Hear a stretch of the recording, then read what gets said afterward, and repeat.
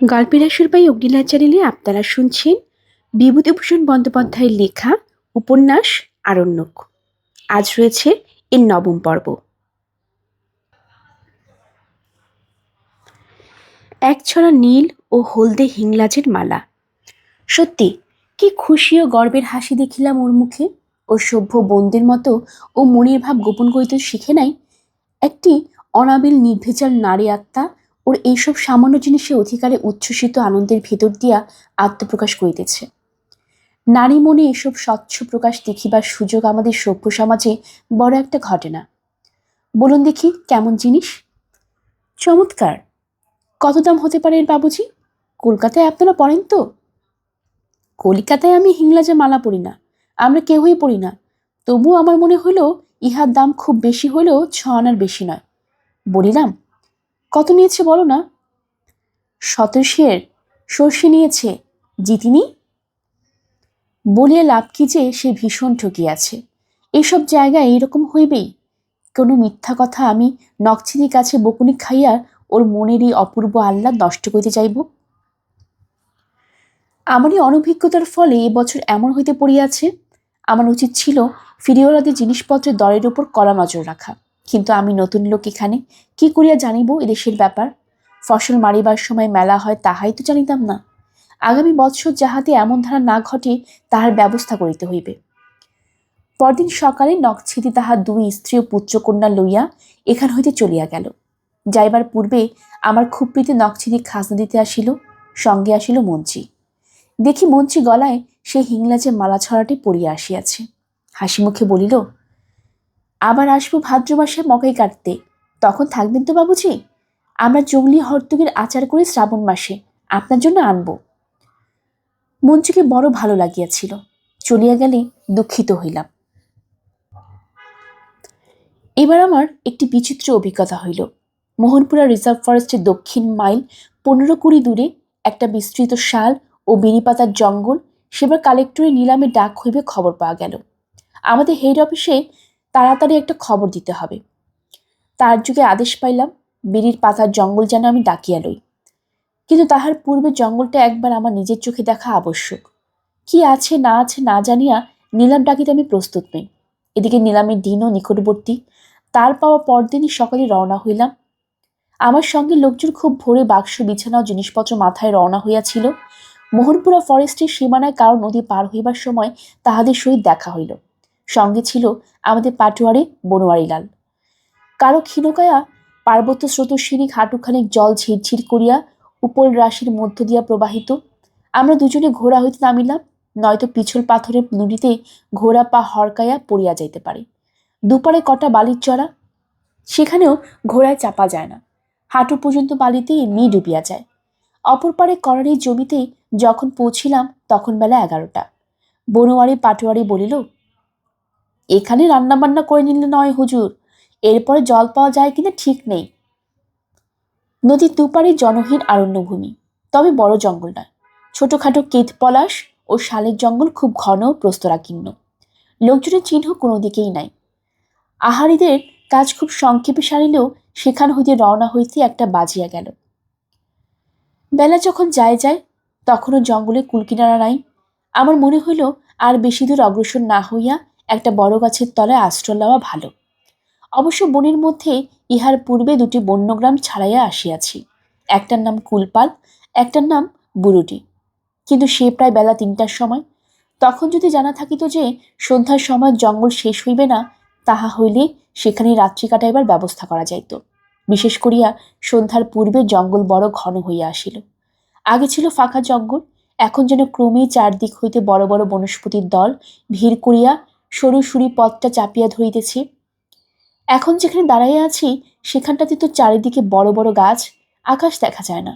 নৈশ অন্ধকার ইতিমধ্যেই খনাইয়া আসিয়াছে। এক এক জায়গায় ফাঁকা জঙ্গলের দিকে বনের কি অনুপম শোভা! কি এক ধরনের থোকা থোকা সাদা ফুল সারা বনের মাথা আলো করিয়া ফুটিয়া আছে ছায়া গহন অপরাহ্নে নীল আকাশের তলে। মানুষের চোখের আড়ালে সভ্য জগতের সীমা হইতে বহু দূরে এত সৌন্দর্য কার জন্য যে সাজানো! বনোয়ারি বলিল, ও বুড়ো তেওড়ির ফুল, এই সময় জঙ্গলে ফোটে হুজুর, এক রকমের লতা। যেদিকে চোখ যায় সেদিকেই গাছের মাথা, ঝোপের মাথা, ঈষৎ নীলাভ শুভ্র বনে তেওড়ির ফুল ফুটিয়া আলো করিয়া রহিয়াছে, ঠিক যেন রাশি রাশি পেজা নীলাভ কাপাস তুলাকে ছড়াইয়া রাখিয়াছে বনের গাছের মাথার সর্বত্র। ঘোড়া থামাইয়া মাঝে মাঝে কতক্ষণ ধরিয়া দাঁড়াইয়াছি। এক এক জায়গায় শোভা এমনই অদ্ভুত যে সেদিকে চাহিয়া যেন একটা ছন্নছাড়া মনের ভাব হইয়া যায়, যেন মনে হয় কত দূরে কোথায় আছি। সভ্য জগৎ হইতে বহু দূরে এক জনহীন অজ্ঞাত জগতের উদাস অপরূপ বন সৌন্দর্যের মধ্যে, যে জগতের সঙ্গে মানুষের কোনো সম্পর্ক নাই, প্রবেশের অধিকারও নাই, শুধু বন্য জীবজন্তু, বৃক্ষলতার জগৎ। বোধ হয় আরো দেরি হইয়া গিয়েছিল আমার এই বারবার জঙ্গলের দৃশ্য হা করিয়া থমকায়া দাঁড়াইয়া দেখিবার ফলে। বেচারি বনোয়ারি পাটোয়ারি আমার তবে কাজ করে, সে কাজ করিয়া আমার কিছু বলিতে না পারিলেও মনে মনে নিশ্চয়ই ভাবিতেছে, এই বাঙালি বাবুটির মাথায় নিশ্চয়ই দোষ আছে, একে দিয়া জমিদারের কাজ আর কতদিন চলিবে। একটা বড় আসান গাছের তলায় সবাই মিলিয়ে আশ্রয় লওয়া গেল। আমরা আছি সব শুদ্ধ ৮-১০ জন লোক। বনোয়ারি বলিল, বড় একটা আগুন করো, আর সবাই কাছাকাছি ঘেঁষে থাকো, ছড়িয়ে থেকো না, নানা রকম বিপদে জঙ্গলের রাত্রিকালে। গাছের নিচে ক্যাম্প চেয়ারে পাতিয়া বসিয়াছি, মাথার উপর অনেক দূর পর্যন্ত ফাঁকা আকাশ, এখনো অন্ধকার নামে নাই। দূর নিকটে জঙ্গলের মাথায় বুড়ো দেউড়ির সাদা ফুল ফুটিয়া আছে রাশি রাশি, অজস্র। আমার ক্যাম্প চেয়ারের পাশেই দীর্ঘ দীর্ঘ ঘাস, আজ শুকনো সোনালি রঙের, রোদ পোড়া মাটির সোদা গন্ধ, শুকনো ঘাসের গন্ধ, কি একটা বনফুলের গন্ধ, যেন দুর্গা প্রতিমার রাংতার ডাকের সাজের গন্ধের মতো। মনের মধ্যে এই উন্মুক্ত বন্য জীবন আনিয়া দিয়াছে একটা মুক্তি ও আনন্দের অনুভূতি, যাহা কোথাও কখনো আসে না এইরকম বিরাট নির্জন প্রান্তর ও জনহীন অঞ্চল ছাড়া। অভিজ্ঞতা না থাকিলে বলিয়া বোঝানো বড়ই কঠিন যে মুক্ত জীবনের উল্লাস। এমন সময় আমাদের এক কুলি আসিয়া পাটোয়ারির কাছে বলিল, একটু দূরে জঙ্গলের শুষ্ক ডালপালা কুড়াইতে গিয়া সে একটা জিনিস দেখিয়াছে, জায়গাটা ভালো নয়, ভূত বা পরীর আড্ডা, এখানে না তাঁবু ফেলিলেই হইতো। পাটোয়ারি বলিল, চলুন হুজুর, দেখে আসি কি জিনিসটা। কিছু দূরে জঙ্গলের মধ্যে একটা জায়গা দেখিয়া কুলিটা বলিল, ওইখানে নিকটে গিয়ে দেখুন হুজুর, আর কাছে যাব না। বনের মধ্যে কাটা লতা ঝোপ হইতে মাথা উঁচু স্তম্ভের মাথায় একটা বিকট মুখ খোদাই করা, সন্ধ্যাবেলা দেখলে ভয় পাইবার কথা বটে। মানুষের হাতের তৈরি এই বিষয়ে ভুল নাই, কিন্তু জনহীন জঙ্গলের মধ্যে এই স্তম্ভ কোথা হইতে আসিল বুঝিতে পারিলাম না। জিনিসটা কতদিনে প্রাচীন তাহাও বুঝিতে পারিলাম না। সে রাত্রি কাটিয়া গেল। সকালে উঠিয়া বেলা ৯টার মধ্যে আমরা গন্তব্যস্থানে পৌঁছিয়া গেলাম।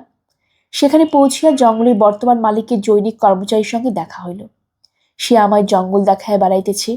হঠাৎ জঙ্গলের মধ্যে একটা শুষ্ক নালার ওপারে ঘন বনের মধ্যে দেখি একটা প্রস্তর স্তম্ভের সাংস্য জাগিয়া আছে, ঠিক কাল সন্ধ্যাবেলায় সেই স্তম্ভটার মতো, সেই রকমের বিকট মুখ খোদাই করা।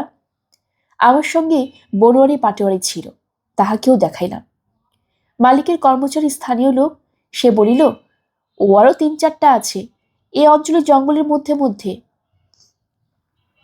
এদেশে আগে অসভ্য বুন্ন জাতির রাজ্য ছিল, ও তাদেরই হাতের তৈরি। এগুলো সীমানার নিশানদিহি খাম্বা। বলিলাম, খাম্বা কি করে জানলে? সে বলিল, চিরকাল শুনে আসছি বাবুজি, তাছাড়া সেই রাজার বংশধর এখনো বর্তমান। বড় কৌতূহল হইল। কোথায়?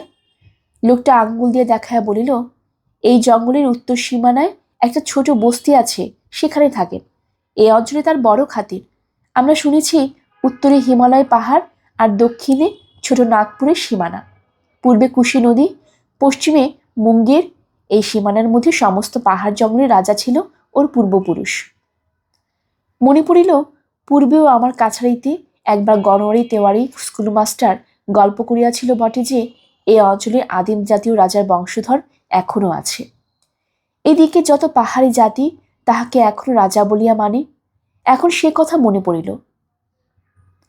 জঙ্গলের মালিকের সে কর্মচারীর নাম বুদ্ধ সিং, বেশ বুদ্ধিমান। এখানে অনেক কাল চাকুরি করিতেছে। এইসব বন পাহাড় অঞ্চলের অনেক ইতিহাস সে জানি দেখিলাম। বুদ্ধ সিং বলিল, মুঘল বাদশাহের আমলে এরা মুঘল সৈন্যদের সঙ্গে লড়েছে, এই জঙ্গলের মধ্যে দিয়ে তারা যখন বাংলাদেশে যেত, এরা উপদ্রব করিত তীর ধনুক নিয়ে। শেষে রাজমহলে যখন মুঘল সুবেদাররা থাকতেন, তখন এদের রাজ্য যায়। ভারী বীরের বংশ এরা। এখন আর কিছুই নেই। যা কিছু বাকি ছিল 1862 সালের সাঁওতাল বিদ্রোহের পর সব যায়। সাঁওতাল বিদ্রোহের নেতা এখনো বেঁচে আছেন। তিনি বর্তমান রাজা। নাম দব্রুপান্না বীরবর্দী। খুব বুদ্ধ আর খুব গরিব। কিন্তু এই দেশের সকল আদিম জাতি এখনো তাকে রাজার সম্মান দেয়। রাজ্য না থাকলেও রাজা বলেই মানে। রাজার সঙ্গে দেখা করিবার বড় ইচ্ছা হইল। রাজ সৌন্দর্শনে যাইতে হইলে কিছু নজর লইয়া যাওয়া উচিত। যার যা প্রাপ্য সম্মান তাকে তা না দিলে কর্তব্যের হানি ঘটে।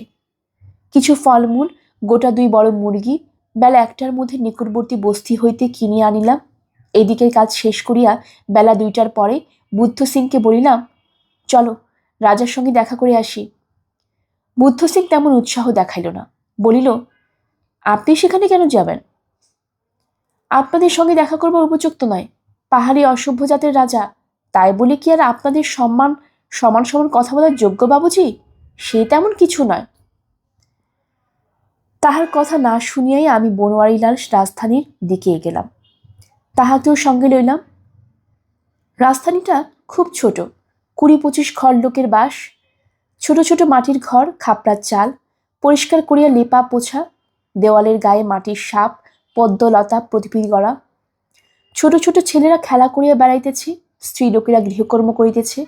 কিশোরী ও যুবতী মেয়েদের সুঠাম গড়ন ও নিটোর স্বাস্থ্য, মুখে কেমন সুন্দর একটা লাবণ্য প্রত্যেকেরই। সকলেই আমাদের দিকে অবাক হইয়া চাহিয়া রহিল। বুদ্ধ সিং একজন স্ত্রীলোককে বলিল, রাজা ছেড়ে? স্ত্রীলোকটি বলিল, সে দেখে নাই, তবে কোথায় আর যাইবে, বাড়িতেই আছে। আমরা গ্রামে যেখানে আসিয়া দাঁড়াইলাম, বুদ্ধ সিং এর ভাবে মনে হইল এইবার রাজপ্রাসাদের সম্মুখে নীত হইয়াছি। অন্য ঘরগুলির সঙ্গে রাজপ্রাসাদের পার্থক্য এইমাত্র লক্ষ্য করিলাম যে ইহার চারিপাশ পাথরের পাঁচিলে ঘেরা। বস্তির পিছনে অনুচ্চ পাহাড়, সেখান হইতে পাথর আনা হইয়াছে। রাজবাড়িতে ছেলে মেয়ে অনেকগুলি, কতগুলি খুব ছোট, তাদের গলায় পুঁতির মালা ও নীল ফলের বীজের মালা। 2-1টি ছেলে মেয়ে দেখিতে বেশ সুশ্রী। 16-17 বছরের একটি মেয়ে বুদ্ধ সিং এর ডাকে ছুটিয়া বাহিরে আসিয়াই আমাদের দেখিয়া অবাক হইয়া গেল। তাহার চোখের চাহনি দেখিয়া মনে হইল কিছু ভয়ও পাইয়াছে। বুদ্ধ সিং বলিল, রাজা কোথায়? মেয়েটিকে? বুদ্ধ সিংকে জিজ্ঞাসা করিলাম। বুদ্ধ সিং বলিল, রাজার নাতির মেয়ে। রাজা বহুদিন জীবিত থাকিয়া নিশ্চয়ই বহু যুবক ও প্রৌঢ়কে রাজসিংহাসনে বসিবার সৌভাগ্য হইতে বঞ্চিত করিয়া রাখিয়াছেন। মেয়েটি বলিল, আমার সঙ্গে এসো, জ্যাঠামশাই পাহাড়ের নিচে পাথরে বসে আছে। মানি বা নাই মানি, মনে মনে ভাবিলাম যে মেয়েটি আমাদের পথ দেখায় লইয়া চলিয়াছে, সে সত্যই রাজকন্যা। তাহার পূর্বপুরুষেরা এই অরণ্য ভূভাগ বহুদিন ধরিয়া শাসন করিয়াছিল। সেই বংশে সেই মেয়ে। বলিলাম, মেয়েটির নাম জিজ্ঞেস করো। বুদ্ধ সিং বলিল, ওর নাম ভানুমতি। বাহ, বেশ সুন্দর। ভানুমতি, রাজকন্যা ভানুমতি। ভানুমতি নিটোর স্বাস্থ্যবতী সুঠাম মেয়ে, লাবণ্যমাখা মুখশ্রী, তবে পরনের কাপড় সভ্য সমাজের শোভনতা রক্ষা করিবার উপযুক্ত প্রমাণ মাপের নয়। মাথা চুল রুক্ষ, গলায় কড়ি ও পুঁতির দানা। দূর হইতে একটা বড় বকাইন গাছ দেখাইয়া দিয়া ভানুমতি বলিল, তোমরা যাও, জ্যাঠামশাই গাছতলায় বসে গরু চড়াচ্ছেন। গরু চড়াইতেছেন কিরকম? প্রায় চমকায় উঠিয়াছিলাম বোধ হয়। এই সমগ্র অঞ্চলের রাজা সাঁওতাল বিদ্রোহী নেতা দব্রুপান্না বীরবর্দী গরু চড়াইতেছেন। কিছু জিজ্ঞাসা করিবার পূর্বে মেয়েটি চলিয়া গেল এবং আমরা আর কিছু অগ্রসর হইয়া বকাইন গাছের তলায় এক বৃদ্ধকে কাঁচা শালপাতায় তামাক জড়াইয়া ধূমপানরত দেখিলাম। বুদ্ধ সিং বলিল, সেলাম রাজা সাহেব। রাজা দব্রুপান্না কানে শুনিতে পাইলেও চোখে খুব ভালো দেখিতে পান বলিয়া মনে হইল না। বলিল, কে? বুদ্ধ সিং? সঙ্গে কে? বুদ্ধ বলিল, একজন বাঙালি বাবু আপনার সঙ্গে দেখা করতে এসেছেন। উনি কিছু নজর এনেছেন, আপনাকে নিতে হবে। আমি নিজে গিয়া বৃদ্ধের সামনে মুরগি ও জিনিস কয়টি নামিয়া রাখিলাম। বলিলাম, আপনি দেশের রাজা, আপনার সঙ্গে দেখা করবার জন্য বহু দূর থেকে এসেছি। বৃদ্ধের দীর্ঘায়িত চেহারার দিকে চাহিয়া আমার মনে হইল যৌবনের রাজা দব্রুপান্না খুব সুপুরুষ ছিলেন, সন্দেহ নাই। মুখশ্রীতে বুদ্ধির ছাপ সুস্পষ্ট। বৃদ্ধ খুব খুশি হইলেন। আমার দিকে ভালো করিয়া চাহিয়া দেখিয়া বলিলেন, কোথায় ঘর? বলিলাম, কলকাতা। উহ, অনেক দূর। বড় ভারী জায়গা শুনেছি কলকাতা। আপনি কখনো যাননি? না। আমরা কি শহরে যেতে পারি? এই জঙ্গলে আমরা থাকি ভালো। বসো। ভানুমতি কোথায় গেল? ও ভানুমতি! মেয়েটি ছুটিতে ছুটিতে আসিয়া বলিল, কি জ্যাঠামশাই? এই বাঙালি বাবু তার সঙ্গে লোকজন আজ আমার এখানে থাকবেন ও খাওয়া দাওয়া করবেন। আমি প্রতিবাদ করিয়া বলিলাম, না না, সে কি, আমরা এক্ষুনি চলে যাব। আপনার সঙ্গে দেখা করিয়ে আমাদের থাকার বিষয়ে। কিন্তু দব্রুপান্না বলিলেন, না, তা হতে পারে না। ভানুমতি, এই জিনিসগুলো নিয়ে যা এখান থেকে। আমার ইঙ্গিতে বনোয়ারিলাল পাটোয়ারি নিজে জিনিসগুলো বহিয়া অদূরবর্তী রাজার বাড়িতে লইয়া গেল। ভানুমতি পিছু পিছু। বৃদ্ধের কথা অমান্য করিতে পারিলাম না। বৃদ্ধের দিকে চাহিয়াই আমার সভরমে মনোপূর্ণ হইয়া গিয়াছিল। সাঁওতাল বিদ্রোহী নেতা, প্রাচীন অভিজাত বংশীয় বীর দব্রুপান্না, হইলই বা আদিম জাতি, আমাকে থাকিতে অনুরোধ করিতেছেন। এই অনুরোধ আদেশেরই সামিল। রাজা দব্রুপান্না অত্যন্ত দরিদ্র দেখিয়াই বুঝিয়াছিলাম। তাহাকে গরু চড়াইতে দেখিয়া প্রথমটা আশ্চর্য হইয়াছিলাম বটে, কিন্তু পরে মনে ভাবিয়া দেখিলাম ভারতবর্ষের ইতিহাসে রাজা দব্রুপান্নার অপেক্ষা অনেক বড় রাজা অবস্থা বৈগুণ্য গোচারণ অপেক্ষাও হীনতর বৃত্তি অবলম্বন করিয়াছিলেন। রাজা নিজের হাতে শাল পাতার একটা চুরুট গড়িয়া আমার হাতে দিলেন। দেশলাই নাই, গাছের তলায় আগুন করাইয়াছে, তাহা হইতে একটা পাতা জ্বালাইয়া সম্মুখে ধরিলেন। বলিলাম, আপনারা এই দেশের প্রাচীন রাজবংশ, আপনাদের দর্শনে পুণ্য আছে। দব্রুপান্না বলিলেন, এখন আর কি আছে? আমাদের বংশ সূর্য বংশ। এই পাহাড় জঙ্গল সারা পৃথিবী আমাদের রাজ্য ছিল। আমি যৌবন বয়সে কোম্পানির সঙ্গে লড়েছি। এখন আমার বয়স অনেক। যুদ্ধে হেরে গেলাম, তারপর আর কিছুই নেই। এই অরণ্য ভূভাগের বহিঃস্থিতি অন্য কোনো পৃথিবীর খবর দব্রুপান্না রাখেন বলিয়া মনে হইল না। তাহার কথার উত্তরে কি একটা বলিতে যাইতেছি, এমন সময় একজন যুবক আসিয়া সেখানে দাঁড়াইল। রাজা দব্রু বলিলেন, আমার ছোট নাতি জগরুপান্না, ওর বাবা এখানে নেই। লক্ষ্মীপুরের রানী সাহেবের সঙ্গে দেখা করতে গিয়েছে। ওরে জগরু, বাবুজির জন্য খাওয়া জোগাড় কর।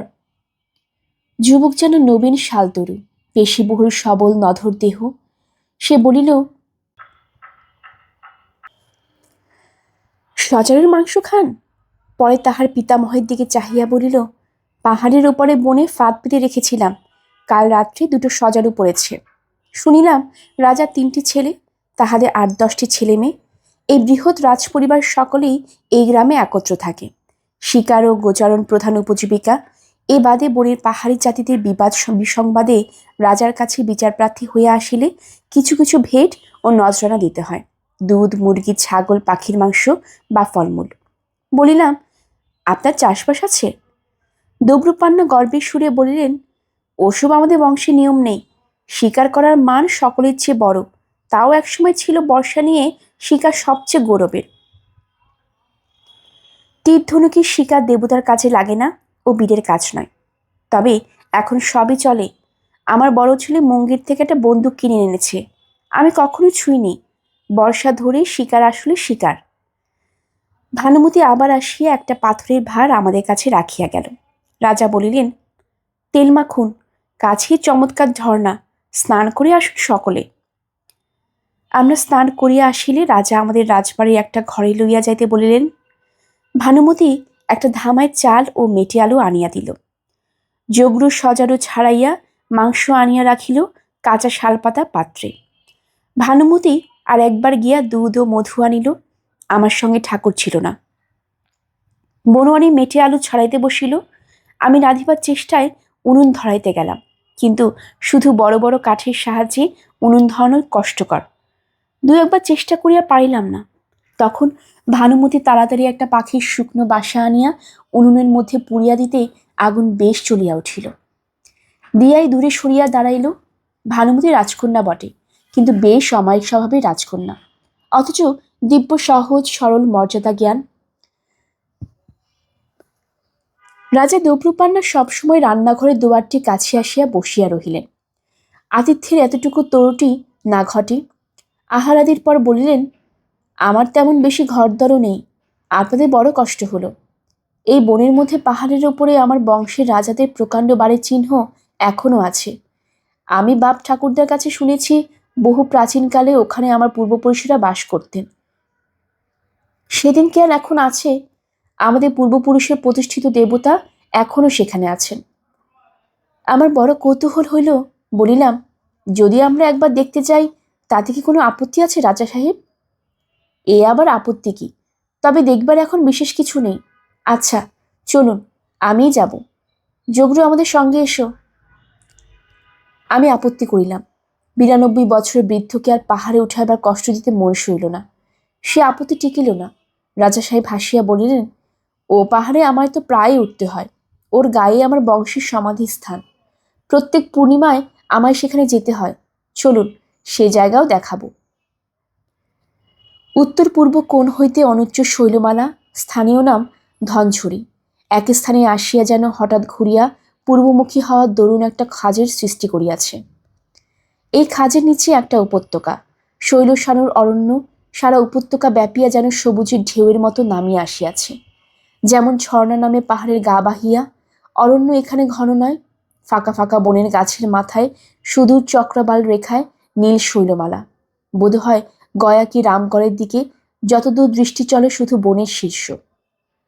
কোথাও উঁচু বড় বড় বনস্পতি সংকুল, কোথাও নিচু চারাশাল ও চারা পলাশ। জঙ্গলের মধ্যে সরু পথ বাহিয়া পাহাড়ের উপর উঠিলাম। এক জায়গায় খুব বড় পাথরের চাই আড়ভাবে পোতা, ঠিক যেন একখানা পাথরের কড়ি বা ঢেকের আকারের। তার নিচে কুম্ভকার দিয়ে হাড়ি কলসি পোড়ানো পণের গর্তের মতো, কিংবা মাঠের মধ্যে খেকশিয়ালি যেমন গর্ত কাটে, এই ধরনের প্রকাণ্ড একটা বড় গর্তের মুখ। গর্তের মুখে চারা শালের বন। রাজা দব্রু বলিলেন, এই গর্তের মধ্যে ঢুকতে হবে, আসুন আমার সঙ্গে। কোনো ভয় নেই, যোগরু আগে যাও। প্রাণ হাতে করিয়া গর্তের মধ্যে ঢুকিলাম। বাঘ ভালুক তো থাকিতেই পারে, না থাকে সাপ তো আছেই।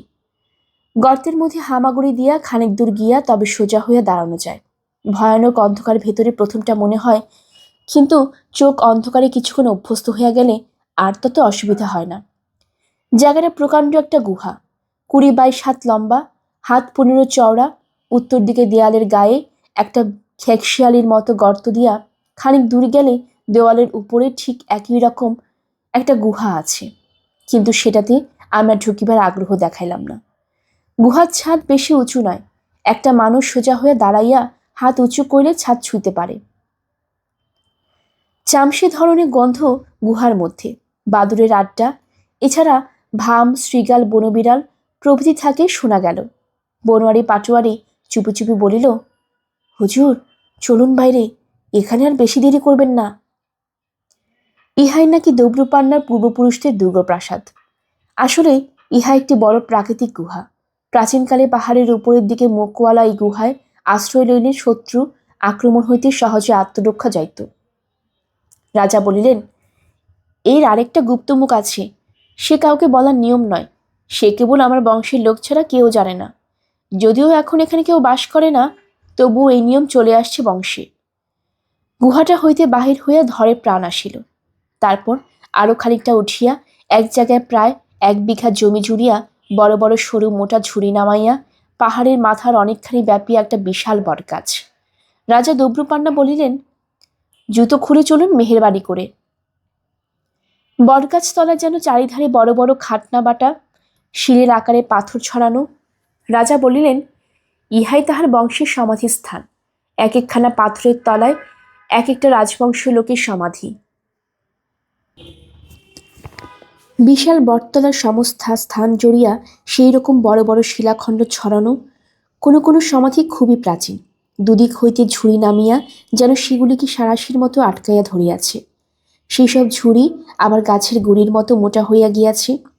কোনো কোনো শিলাখণ্ড ঝুড়ির তলায় একেবারে অদৃশ্য হইয়া গিয়াছে। ইহা হইতে সেইগুলির প্রাচীনত্ব অনুমান করা যায়। রাজা দব্রু বলিলেন, এই বটগাছ আগে এখানে ছিল না, অন্য অন্য গাছের বন ছিল। একটি ছোট বটচারা ক্রমে বেড়ে অন্য অন্য গাছ মেরে ফেলে দিয়েছে। এই বটগাছটা এত প্রাচীন যে এর আসল গুড়ি নেই। ঝুড়ি নেমে যে গুড়ি হয়েছে তারাই এখন রয়েছে। গুড়ি কেটে উপড়ে ফেললে দেখবেন ওর তলায় কত পাথর চাপা পড়ে আছে। এবার বুঝুন কত প্রাচীন সমাধিস্থান এটা। সত্যই বটগাছতলা দাঁড়ায় আমার মনে এমন একটা ভাব হইল যাহা এতক্ষণ কোথাও হয়নি। রাজাকে দেখিও না, রাজাকে তো মনে হইয়াছে জৈনিক বৃদ্ধ সাঁওতাল কুলির মতো। রাজকন্যাকে দেখিয়াও নয়, একজন স্বাস্থ্যবতী হোক কিংবা মুন্ডা তরুণীর সহিত রাজকন্যা কোনো প্রভেদ দেখি নেই। রাজপ্রাসাদ দেখিয়া তো নয়, সেটাকে একটা সাপখোরের ও ভূতের আড্ডা বলিয়া মনে হইয়াছে। কিন্তু পাহাড়ের উপরে এই সুবিশাল প্রাচীন বটতরু তলে কতকালে এই সমাধিস্থল আমার মনে এক অপূরূপ অনুভূতি জাগাইল। স্থানটির গাম্ভীর্য, রহস্য, প্রাচীনত্বের ভাব অবর্ণনীয়। তখন বেলা প্রায় হেলিয়া পড়িয়াছে। হলদে রোদ পত্ররাশির গায়ে, ডাল ও ঝুড়ির অরণ্যে, ধনঝড়ির অন্য চূড়ায়, দুর্বনের মাথায় অপরাহ্নের সেই ঘনায়মান ছায়া এই সুপ্রাচীন রাজসমাধিকে যেন আরো গম্ভীর রহস্যময় সৌন্দর্য দান করিল। মিশরের প্রাচীন সম্রাটের সমাধিস্থল থিপসনগড়ের অদূরবর্তী ভ্যালি অব ডিকিন্স আজ পৃথিবীর টুরিস্টদের লীলাভূমি। পাবলিসিটি ও ঢাক পিটানোর অনুগ্রহে সেখানকার বড় বড় হোটেলগুলি মরশুমের সময় লোকে গিজগিজ করে।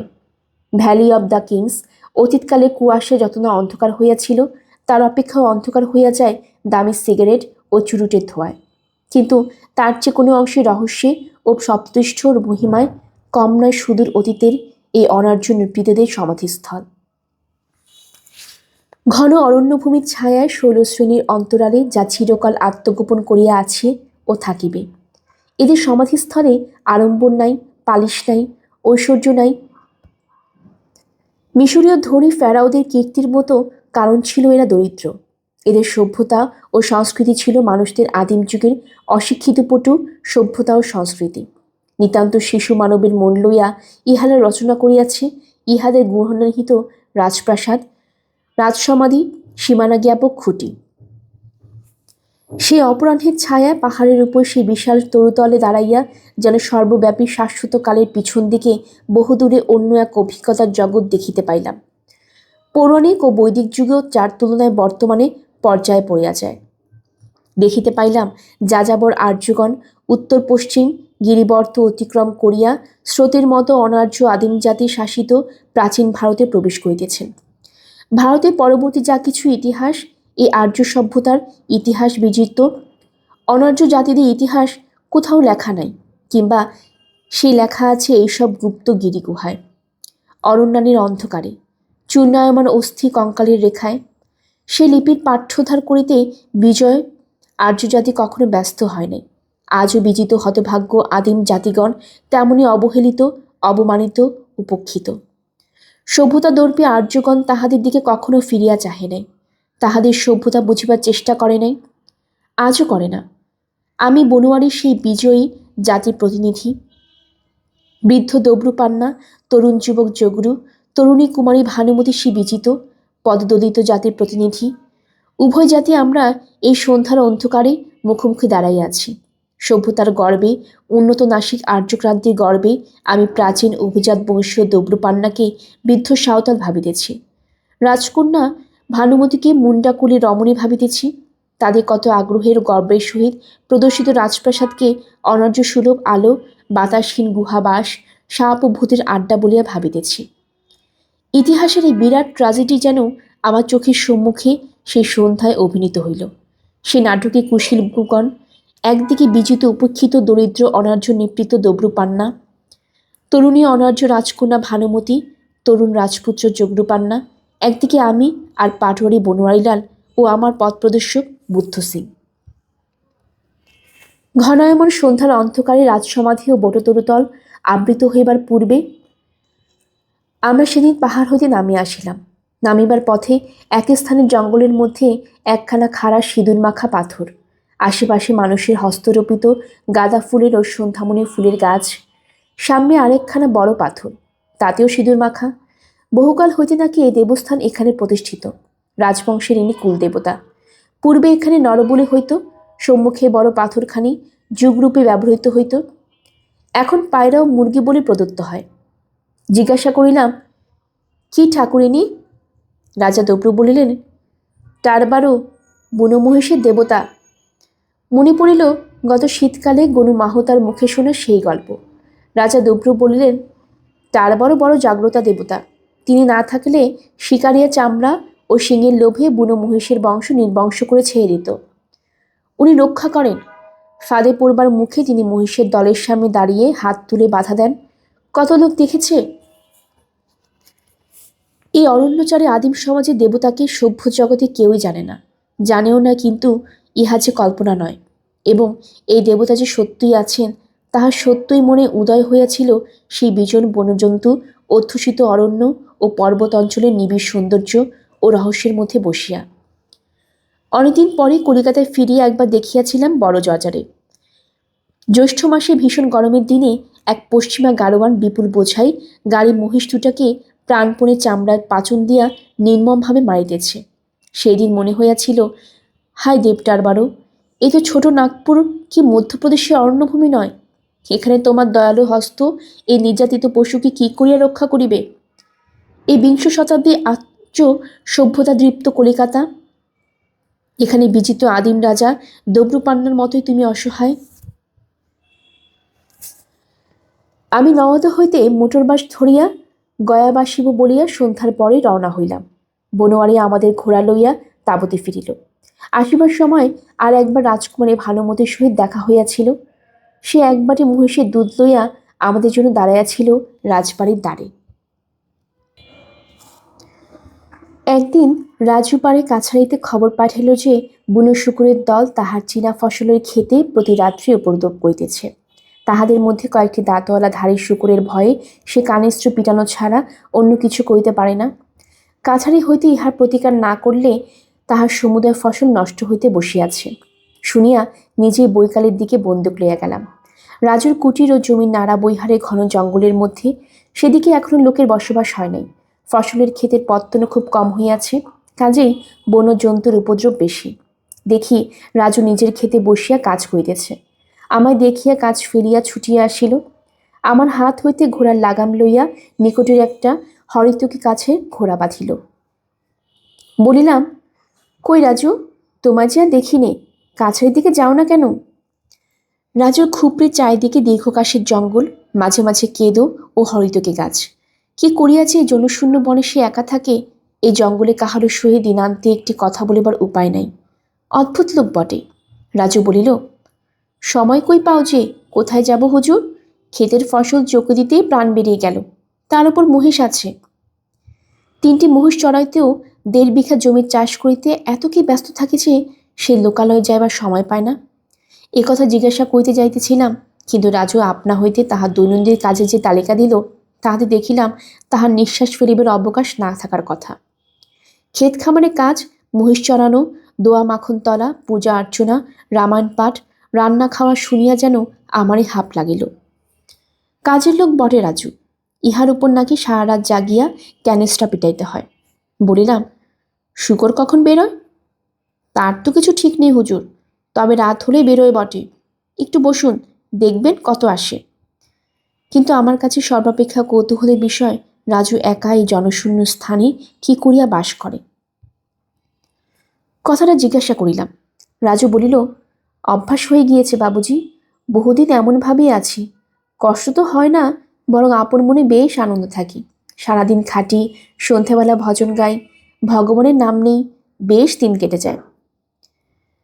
রাজু, কি গনু মাহতো, কি জয়পাল, এ ধরনের মানুষ আরও অনেক আছে জঙ্গলের মধ্যে। ইহাদের মধ্যে একটি নতুন জগৎ দেখিলাম, যে জগৎ আমার পরিচিত নয়। আমি জানি রাজুর একটি সাংসারিক বিষয়ে অত্যন্ত আসক্তি আছে। সে চা খাইতে অত্যন্ত ভালোবাসে, অথচ এই জঙ্গলের মধ্যে চায়ের উপকরণ সে কোথায় পায় এই ভাবিয়া আমি নিজেও চা ও চিনি লইয়া গিয়াছিলাম। বলিলাম, রাজু, একটু চা করো তো, আমার কাছে সব আছে। রাজু মহা আনন্দে একটি 3 সেরি লোটাতে জল চড়াইয়া দিল। চা প্রস্তুত হইল, কিন্তু একটিমাত্র কাঁসার বাটি ব্যতীত অন্য পাত্র নাই। তাহাতেই আমায় চা দিয়া সে নিজে বড় লোটাটি লইয়া চা খাইতে বসিল। রাজু হিন্দি লেখাপড়া জানে বটে, কিন্তু বহির্জগৎ সম্বন্ধে তাহার কোনো জ্ঞান নাই। কলিকাতা নামটা শুনিয়াছে, কোন দিকে জানে না। বোম্বাই বা দিল্লির বিষয়ে তার ধারণা চন্দ্রলোকের ধারণার মতো। সম্পূর্ণ অবাস্তব ও কুয়াশাচ্ছন্ন। শহরের মধ্যে সে দেখিয়াছে পূর্ণিয়া, তাও অনেক বছর আগে, এবং মাত্র কয়েকদিনের জন্য সেখানে গিয়াছিল। জিজ্ঞাসা করিলাম, মোটর গাড়ি দেখেছ রাজু? না হুজুর, শুনেছি বিনা গরুতে বা ঘোড়ায় চলে, খুব ধোঁয়া বেরোয়। আজকাল পূর্ণিয়া শহরে অনেক নাকি এসেছে। আমার তো সেখানে অনেক কাল যাওয়া নেই, আমরা গরিব লোক, শহরে গেলেই তো পয়সা চাই। রাজুকে জিজ্ঞাসা করিলাম সে কলিকাতা যাইতে চায় কিনা। যদি চায় আমি তাহাকে একবার ঘুরাইয়া আনিব, পয়সা লাগিবে না। রাজু বলিল, শহর বড় খারাপ জায়গা, চোর গুন্ডা জুয়াচোরের আড্ডা শুনেছি। সেখানে গেলে শুনেছি যে চাঁদ থাকে না, সব লোক সেখানকার বদমাইশ। আমার এদেশে একজন লোক কোনো শহরে হাসপাতালে গিয়েছিল, তার পায়ে কি হয়েছিল সেজন্যে। ডাক্তার ছুরি দিয়ে পা কাটে আর বলে, তুমি আমাকে কত টাকা দেবে? বললে 10 টাকা দেব। তখন ডাক্তার আরও কাটে, আবার বললে, এখন বলো কত টাকা দেবে? সে বলল, আরও 5 টাকা দেব। ডাক্তার সাহেব আর কেটো না। ডাক্তার বললে, ওতে হবে না, বলে আবার পা কাটতে লাগলো। সে গরিব লোক, যত কাঁদে ডাক্তার ততই ছুরি দিয়ে কাটে, কাটতে কাটতে গোটা পাখানে কেটে ফেললে। উহ, কি কাণ্ড ভাবুন তো হুজুর। রাজুর কথা শুনিয়া হাস্য সংবরণ করা দায় হইয়া উঠিল। মনে পড়িল, এই রাজুই একবার আকাশে রামধনু উঠিতে দেখিয়া আমাকে বলিয়াছিল, রামধনু যে দেখেছেন বাবুজি, ও ওঠে উইয়ের ডিবি থেকে, আমি সচক্ষে দেখেছি। রাজুর খুপড়ির সামনের উঠানে একটি বড় খুব উঁচু আসান গাছ আছে, তারই তলায় বসিয়া আমরা চা খাইতেছিলাম। যেদিকে চাই সেদিকে ঘন বনকেদ, আমলকি পুষ্পিত বহেরা লতার ঝোপ, বহেরা ফুলের একটি মৃদু সুগন্ধ শান্ত বাতাসকে মিষ্ট করিয়া তুলিয়াছে। আমার মনে হইল এসব স্থানে বসিয়া এমনভাবে চা খাওয়া জীবনে একটা সৌন্দর্যময় অভিজ্ঞতা। কোথায় এমন অরণ্য প্রান্তর, কোথায় এমন জঙ্গলে ঘেরা কাশের কুটির, রাজুর মতো মানুষই বা কোথায়? এই অভিজ্ঞতা যেমন বিচিত্র তেমনই দুষ্প্রাপ্য। বলিলাম, আচ্ছা রাজু, তোমার স্ত্রীকে নিয়ে আসো না কেন? তোমার আর তাহলে কষ্ট করে রেঁধে খেতে হয় না? রাজু বলিল, সে বেঁচে নেই, আজ 17-18 বছর মারা গিয়াছে, তারপর থেকে বাড়িতে মন বসাতে পারিনি আর। রাজুর জীবনে রোমান্স ঘটিয়াছিল, এই ভাবিতে পারাও কঠিন বটে। কিন্তু অতঃপর রাজু সে গল্প করিল, তাহাকেও ছাড়া অন্য নামে অভিহিত করা চলে না। রাজুর স্ত্রীর নাম ছিল সরজু, অর্থাৎ সরজু। রাজুর বয়স যখন 18, সরজুর 14, তখন উত্তর ধরমপুর শ্যামলালাল টোলাতে সরজুর বাপের টোলে রাজু দিন কতক ব্যাকরণ পড়িতে যায়। রাজু বলিল, কতদিন পড়েছিলে? কিছু না বাবুজি, বছরখানেক ছিলাম, কিন্তু পরীক্ষা দিইনি। সেখানে আমাদের প্রথম দেখা শুনো, এবং ক্রমে ক্রমে। আমাকে সমীহ করিয়া রাজু অল্প কাশিয়া চুপ করিল। আমি উৎসাহ দিবার সুরে বলিলাম, তারপর বলে যাও। কিন্তু হুজুর, ওর বাবা আমার অধ্যাপক, আমি কি করে তাকে কথা বলি? একদিন কার্তিক মাসে ছট পূর্বের দিনে সূর্য ছোপানো হলদে শাড়ি পরে কোশি নদীতে একদল মেয়েদের সঙ্গে নাইতে যাইতেছে। আমি। রাজু কাশিয়া আবার চুপ করিল। পুনরায় উৎসাহ দিয়া বলিলাম, বলো বলো, তাতে কি? ওকে দেখবার জন্য আমি একটা গাছের আড়ালে লুকায় রইলাম। এই কারণ এই যে ইদানিং ওর সঙ্গে আমার তত দেখাশোনা হতো না। এক জায়গায় ওর বিয়ের কথাবার্তাও চলছিল। যখন দলটি গাইতে গাইতে, আপনি তো জানেন ছট পূর্বের সময় মেয়েরা গান করতে করতে নদীতে ছট ভাসাতে যায়, তারপর যখন ওরা গাইতে গাইতে আমার সামনে এলো, ও আমায় দেখতে পেয়েছে গাছের আড়ালে। ও হাসলে, আমিও হাসলাম। আমি হাত টেনে ইশারা করলাম, একটু পিছিয়ে পড়ো। ও হাত টেনে বলল, এখন নয়, ফেরবার সময়। রাজুর 52 বছর বয়সী মুখমণ্ডলে 20 বর্ষীয় তরুণ প্রেমিকের লাজুকতা ও চোখে একটি স্বপ্নভরা সুন্দর দৃষ্টি ফুটিল। এ কথা বলিবার সময় যেন জীবনে বহু পিছনে প্রথম যৌবনে পূর্ণ দিনগুলোতে যে কল্যাণী তরুণী ছিল, 14 বর্ষদেশে তাহাকে খুঁজিতে বাহির হইয়াছে ও সঙ্গীহারা প্রৌঢ়প্রাণ। এই ঘন জঙ্গলে একা বাস করিয়া সে ক্লান্ত হইয়া পড়িয়াছে। এখন যাহারা কথা ভাবিতে তাহার ভালো লাগে, যাহার সাহচর্যের জন্য তার মন উন্মুখ, সে হইল বহুকালে সেই বালিকার সূর্য। পৃথিবীতে যে কোথাও আর নাই। বেশ লাগিতেছিল গল্প। আগ্রহের সঙ্গে বলিলাম, তারপর? তারপর ফেরবার পথে দেখা হলো, ও একটি পিছিয়ে পড়ল দলের থেকে। আমি বললাম, সূর্যু, আমি বড় কষ্ট পাচ্ছি, তোমার সঙ্গে দেখাশোনা বন্ধ, আমার লেখাপড়া হবে না জানি, কেন মিছে কষ্ট পাই? ভাবছি টোল ছেড়ে চলে যাব এ মাসের শেষেই। সূর্য কেঁদে ফেললে। বললে, বাবাকে বলো না কেন? সূর্য কান্না দেখে আমি মরিয়া হয়ে উঠলাম। এমনি হয়তো যে কথা কখনো আমার অধ্যাপককে বলতে পারতাম না, তাই বলে ফেললাম একদিন। বিয়ে হওয়ার কোনো বাধা ছিল না, স্বজাতি স্বঘর, বিয়ে হয়েও গেল। খুব সহজ ও সাধারণ রোমান্স হয়তো শহরে কোলাহলে বসিয়া শুনিলে এটাকে নিতান্ত ঘরোয়া গ্রাম্য বৈবাহিক ব্যাপার। সামান্য একটু পুতুপুতু ধরনের পূর্বরাগ বলিয়া উড়াইয়া দিতাম। ওখানে ইহার অভিনবত্ব ও সৌন্দর্য মনোমুগ্ধ হইল। দুইটি নরনারী কি করিয়া পরস্পরকে লাভ করিয়াছিল তাহাদের জীবনে, এই ইতিহাস যে কতখানি রহস্যময় তাহা বুঝিয়াছিলাম সেদিন। গল্পের সুর বা অগ্নিলা চ্যানেলে আপনারা শুনছিলেন বিভূতিভূষণ বন্দ্যোপাধ্যায়ের লেখা উপন্যাস আরণ্যক। আজ ছিল এর ৯ম পর্ব। আমার এই গল্প পাঠ আপনাদের কাছে ভালো লেগে থাকলে কাইন্ডলি সাবস্ক্রাইব করবেন, নতুন যারা আছেন তাদেরকেও জানিয়ে দেবেন, সবার সাথে শেয়ার করবেন। সবাই ভালো থাকবেন, ধন্যবাদ।